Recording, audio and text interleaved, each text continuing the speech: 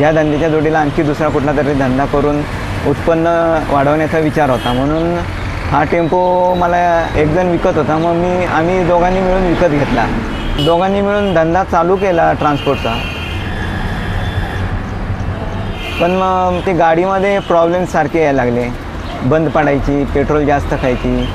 माझ्या डोक्यात कल्पना आली की आपण ही गाडी विकण्यापेक्षा आपणच याला थोडंसं फॅब्रिकेशन करून एक दुकानसारखं त्याचा उपयोग करावा अशी माझ्या डोक्यात कल्पना आली. असं वाटत नाही माझ्या दुकानाकडे पाहिल्यानंतर की हे दुकान गाडीवर आहे असं वाटत नाही. लांबून जर बघितलं तर हे मोठा स्टॉल किंवा मोठं दुकान आहे असंच वाटतं.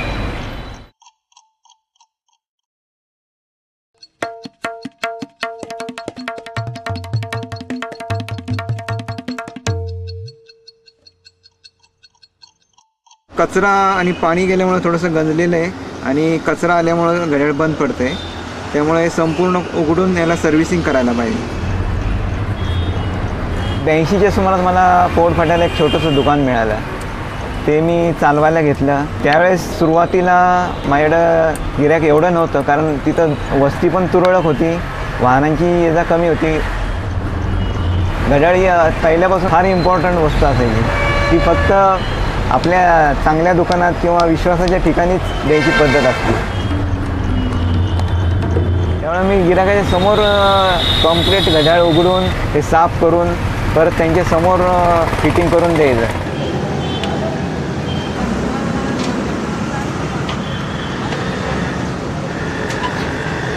एक 5-10 मिनटं ठेवायचं. केमिकलमध्ये पार्ट टाकल्यानंतर स्वच्छ होतात, त्याचा आतल्या गंज असलेला निघून जातो. आतमध्ये ऑइल वगैरे असतं, चिकट ऑइल झालेलं असतं. पूर्वीचं जे ऑइल दिलेलं असतं ते चिकट झालेलं असतं, ते साफ होतं. आणि दात्र्यांमध्ये जे कचरा अडकलेला असतो तो साफ होऊन त्या केमिकलमध्ये उतरला जातो. आता हे परत जोडायचं. हे स्विसचं ऑइल आहे. 85 ते 90च्या दरम्यान माझं काम फार चांगलं चालायचं. HMTची घड्याळं, रिको घड्याळं कमी असायची, पण त्याची रिपेरिंग निघायची. 90च्या सुमारास साधारण फॉर्ट्सचा जमाना आला, म्हणजे सेलवर चालणारी घड्याळं. या स्प्रिंगला टेन्शन खूप आहे. जर एका सुटली हातातून हा पार्ट आणि ही स्प्रिंग दोन्ही उडून जातात. 90च्या नंतर साधारण चायनीज माल यायला लागला आणि ती घड्याळाची क्वालिटी फार हलकी असायची, पण किंमत पण फार कमी असायची. साधारण 40-45पासून 70-80 रुपयापर्यंत सर्व्हिसिंगचे रेट असतात. प्रत्येक घड्याळाचे वेगळे रेट असतात. प्रत्येक पार्ट आणि प्रत्येक स्क्रू जागेत बसला पाहिजे. इकडचा स्क्रू तिकडे होता कामा नये.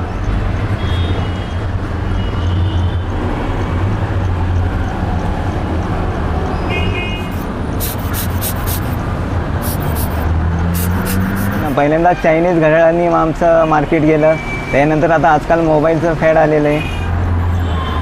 हे असं फुल स्पीडनी घड्याळ चाललं पाहिजे.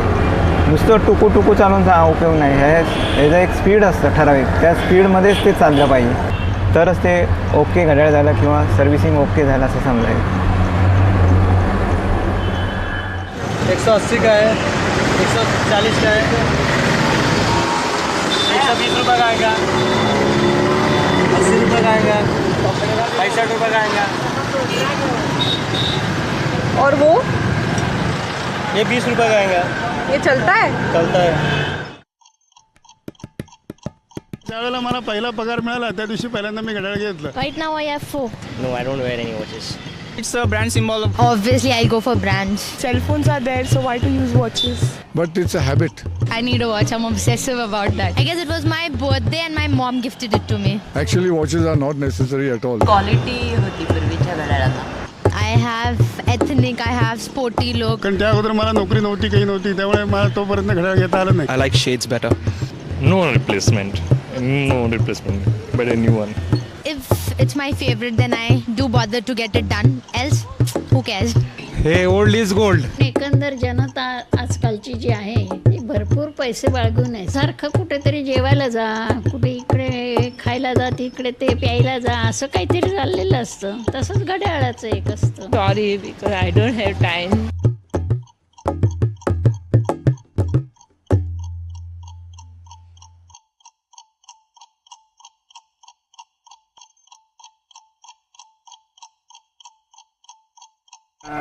साधारण 1975च्या आसपासची गोष्ट आहे. त्यावेळी आजकाल जसं हे जर तुमचं मोबाईलचं फॅड आहे किंवा फॅशन आहे, त्यावेळेस घड्याळाची क्रेज फार होती. घड्याळ घेण्याची घरातल्या लोकांची ऐपत नव्हती एवढी. तर ते म्हटले तुला मॅट्रिक झाल्यावर तुला घड्याळ घेऊ. पण मॅट्रिक झाल्यावरसुद्धा काही घड्याळ घेतलं नाही. मामांचं दुकान आमच्या गावाकडं रिपेरिंगचं होतं. तर आम्ही मे महिन्यात कधी गावाला गेलो की मामा आम्हाला घड्याळ वापरायला द्यायचे. रोज एक नवीन नवीन घड्याळ. गॅरेजमध्ये मुलं काम करतात, म्हणजे या झाडलोटपासून सुरुवात केली. तशीच मी पण आमच्या मामाच्या दुकानात झाडलोट करण्यापासून सुरुवात केली. मग त्यांनी मला हळूहळू घड्याळाचं काम शिकवलं. मनापासून आवडतं अगदी.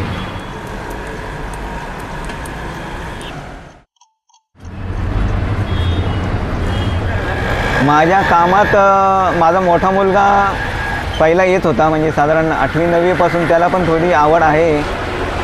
त्यामुळं मी मुलांना ट्रेनिंग दिलेलं आहे. याचं सगळं त्यांना रिपेरिंग येतं. पण करिअर करण्याच्या दृष्टिकोनातून या धंद्याला पुढं काय फ्युचर आहे असं मला तरी वाटत नाही. आता दुकान बंद करायची वेळ झाली. सॉरी.